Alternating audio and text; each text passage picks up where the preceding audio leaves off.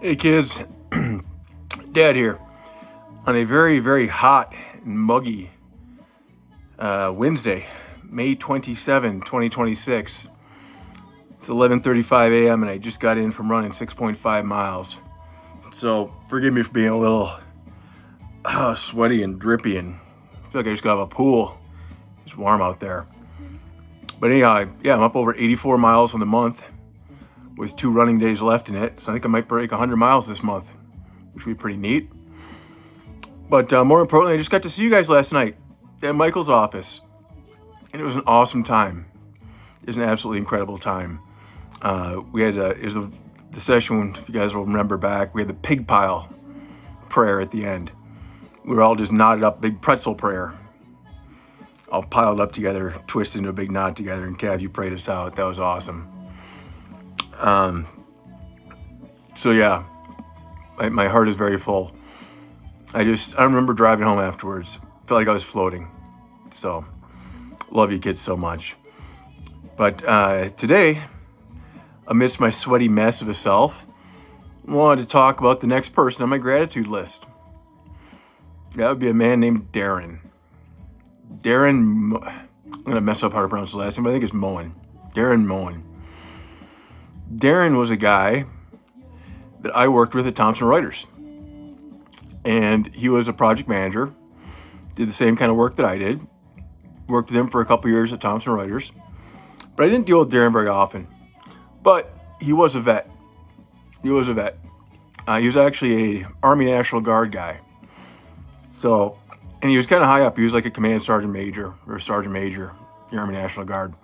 So immediately I didn't like him because I was a little bit arrogant. And I'd cut my teeth on active duty in the Special Forces community.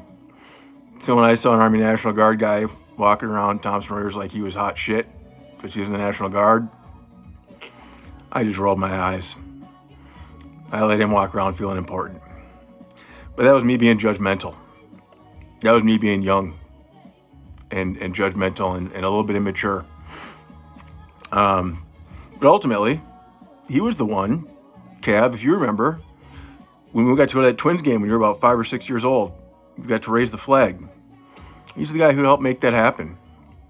So, despite whatever I privately thought of him, he was a pretty good guy.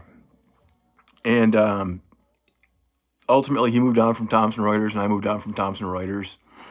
And we didn't talk for a while. And in the fall of 2023, when me and your mom started having our issues and I had to leave the house. I had to leave the house with nothing but a suitcase. Got to grab one suitcase with some clothes in it. And from there, I went to an apartment. So I had this empty apartment with nothing but a suitcase. And then I went to Walmart and got a sleeping bag. And I lived like that for about 2 weeks. And it was very difficult, as you could imagine. I had literally, nothing.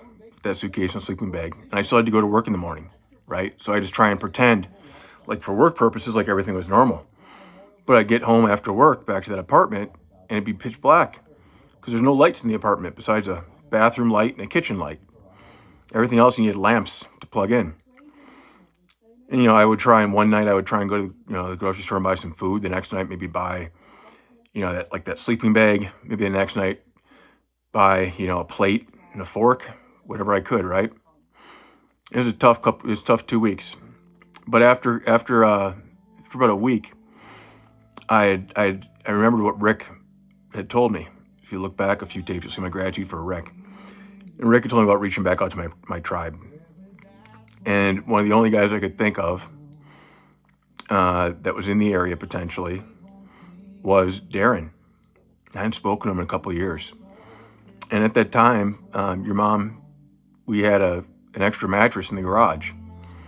So I was able through the lawyers and all that stuff to get it agreed that if I could get over there at a certain time, on a certain day, that I would be able to pick up that mattress out of the garage so I would have some place to sleep. So all of a sudden, I had, to be there after work that day to pick up that mattress. And I started calling whoever I might know that would answer my phone in the Twin Cities because I needed a truck desperately. And Darin answered. And Darin said, without many questions, "Yep, I've got you. Give me the address and the time, I'll be there." And sure enough, Darin shows up with his truck. We were able to jump out of the truck, throw the mattress in the back out of the garage, and take off. We took that back to the apartment, laid that mattress in the middle of the living room of the apartment, and oh my God, I had a mattress to sleep on.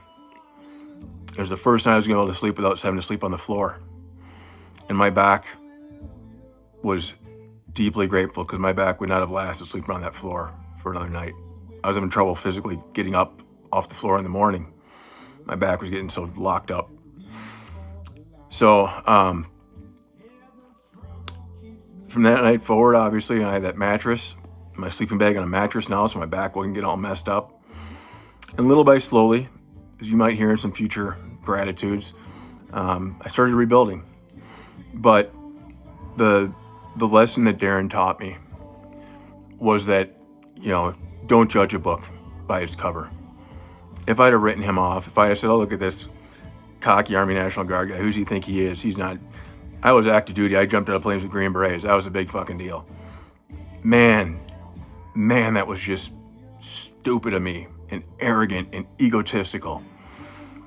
Turns out that Darin's one of the guys who, even though we weren't that tight, I can call him up and say, "Darin, I'm really hurting right now. I need a favor." And he says, "Yeah, what do you need? I got you." And that's something a lesson that I've attempted to carry forward. If any veteran out there, heck, any human being were to call me and say, "Hey, I need something. I really need a favor," man, I'm going to listen to him. And if I have any ability to, I'll drop what I'm doing and help them out. Because in that moment, Darin helping me get a mattress to sleep on that night for the first night in a week may very well have saved my life. That next day, I may have never been able to get up off that floor. It was getting bad, kids. It was getting bad. It was taking me 30, 45 minutes that morning to get up off the floor because my back was so locked up. And I may have had to call an ambulance the next day or something to help get me down to the VA, and I would have missed work and lost my job, and who knows how things go. But thank you to Darin, a guy with nothing but a suitcase and a sleeping bag, had a mattress to sleep on that night. It meant the world to me. And it started off that path that I was able to take, that journey that's taken me to where I am today, able to be your kid's dad and be here for you as best I can, and be able to help others. Darin started that journey, that process. So deeply grateful to Darin. Hope you kids get a chance to meet him someday. Speaking of that, I should probably give him a call. I haven't talked to him in a little bit. So love you kids. We'll talk soon.